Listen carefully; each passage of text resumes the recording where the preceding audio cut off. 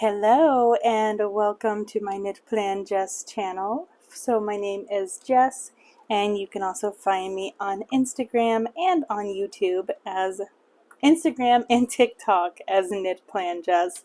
Links are in the description box below. This is not going to be the video where I stumble over every single word, I promise. So for my new viewers, welcome, and my returning viewers, welcome back. If you have been following along, then you are probably very familiar with my reading journal that I have been keeping for 2022. You're probably also familiar that this is a year-long collab that I'm doing with Elise from Plan with Elise. So definitely go check out her video, say hi, and yes, hope you are getting inspired as you're kind of following along with our reading journey. So I'm going to be showing you two things today. The first one is going to be my Archer and Olive 8x8. This is their square notebook. This is a Bujo reading journal that I started putting together in June. And I'm also going to show you the Happy Planner one. This is the one that basically originated. I think I started keeping it in maybe 2021. And this is kind of what started our reading journal collab this year. This was something that I just kind of did on my own. So let's start with the Archer and Olive notebook because for 2023 I will be keeping both an Archer and Olive Bujo reading journal as well as a Happy Planner reading journal. So this basically started with a 2022 summer reading for June, July, and August, where I created a to be read page. This was books that I wanted to read. I read a couple of them, and then I had a bingo board, and what's funny is that I finished these two, but apparently I never watercolored it in. I did not reread a book from my childhood. But then I have my June books, my July books, and my August books. And then for the books read, this is, I wanted to kind of have something to show like each individual month, but then I also wanted something to show combined. What I ended up doing, because I read so many books each month, there was no way that I could fit all of them on each shelf. So I decided to pick my top favorite books of the month. So I went ahead and filled that in. Really, really love it. I am undecided if I'm going to color these in anymore. I might just leave it like that. But then I kind of went ahead and evolved it. So I have a Kindle To Be Read page. This is going to be for books that I want to read that can only be found on Kindle Unlimited, just because like my library doesn't have them, and I'm not going to buy the physical copy of the book. I'm just going to do like a free month of Kindle Unlimited and we'll call it a day. And then I'm also going to create an audiobook to be read page. This is something that if there are certain books that I want to listen to on audio and not necessarily Kindle or physical, then I can be able to mark them there. And then it goes into September, and this I have started. So I have my to be read, so I've got the books written down that I want to read, and then at the end of the month I will update my books read page. I have a couple other ideas that I want to create in this. I just haven't had the chance to, but a lot of my ideas that I'm doing now, they're going to be ideas that I do for 2023 as well. So yeah, so there we go. That's not much for that, but I still love it though. Now we're going to go ahead and do a flip through of my Happy Planner reading journal. So this was created basically as a way to kind of keep me motivated to read. So it has a bunch of pages that I created at the very beginning, and then it goes into monthly. So let's go ahead and do a flip through. So we start out with my cover page where I put 2022 Just Read, and then it goes into the completed shelves of all of the books that I've read. These are printable from JoJo's Pretty Paper Shop. And I'm actually on 1, 2, 3, 4. I'm on number 4 right now. So I don't know if this is going to be enough to get me through the rest of the year. Hopefully it will. And then we go to my To Be Read page, where basically after I read a book that's on here, I highlight it to confirm that it is done.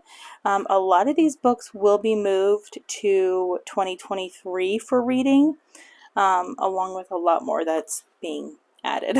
So it's kind of crazy. I need to stop adding to it. Then we have my Goodreads challenge. So this is a challenge that is put on by Goodreads, where you basically set a number for how many books that you want to read throughout the year.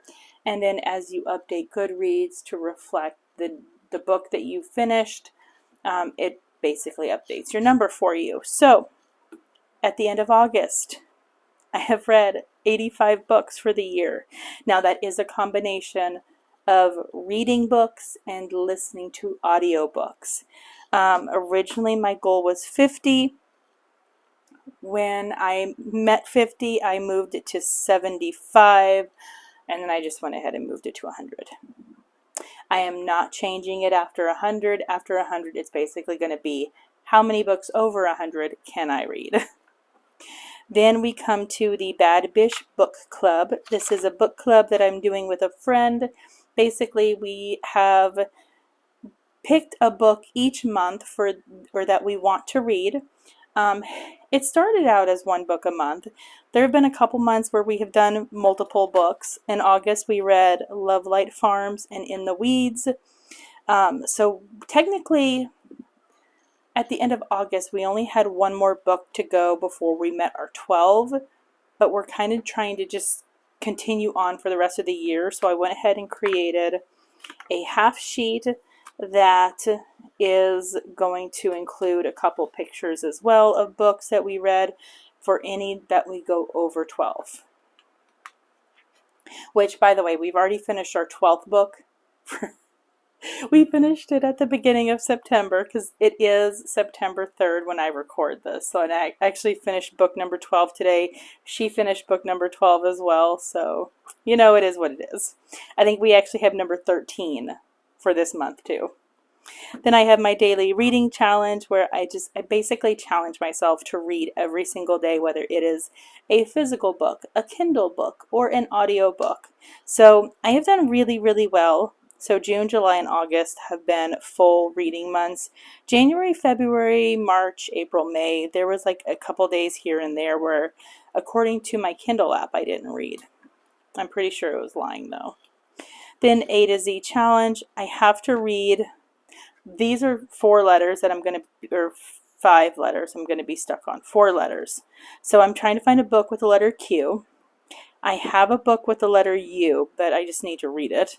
I need a book with the letter X, and I need a book with the letter Z. I cannot find books in those titles that I want to read.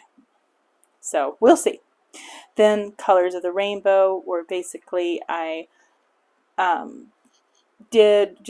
wrote out just like Roy G. Biv, and then I would write in a book that the cover was that color. So yeah, it was okay. That's not what I'm going to do in the future. Then we have my monthly review, where I basically write in how many books that I read each month on this little slip, and then the slip goes in this little pocket. So for August, I read 17 books. This is me usually setting a goal of 6 a month. And then we come to my 2023 look ahead page, where basically I am writing down notes of pages that I want to incorporate in my 2023 reading journal, whether it is my Happy Planner or my Bujo reading journal. So right now I'm going to be including bingo sheets, a monthly reflection page, a monthly new release section, a did not finish section, And I'll probably come up with some other stuff as the year continues on, but that's what I have so far. And then we come to the monthlies. So the monthly started out where I was putting in how many books that I wanted to read for that month, and then I would start, or I would track when I started and when I finished.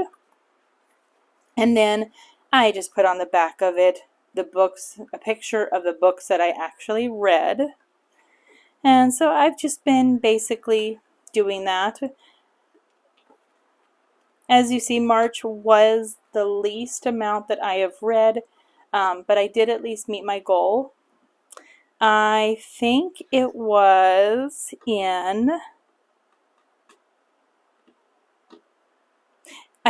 in April that I started listening to audiobooks. So naturally that upped how many books that I was able to accomplish. And then in May, I started really decorating the monthly, and I started including a reflection page. So I would put my goal and then how many books that I actually finished, and then I would basically separate them into audiobooks, Kindle books, and physical books. I would include the top 2 to 3 books of the month, and then just little notes that I wanted to kind of remember during the month. And for these, I just use daily pages. So if you have extra of the daily pages, these are fantastic for that. I really enjoyed it, actually. And then we have June, and same thing, books read, monthly reflection page. We have July. I went with Harry Potter theme for July because why not? And then we come to August. I really, really, really love my August monthly. And I started in August actually recording how I set up the monthly and how I set up the reflection page. So you can take a look at that. I'll try to remember to link it. And then September, there is a video on September. So here's my September and my reflection page.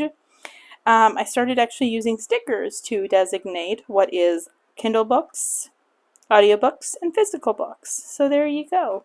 I really, really love how this is turning out. I cannot wait until I can be able to create my 2023 reading journal, and I hope that you guys will follow me along next year as well.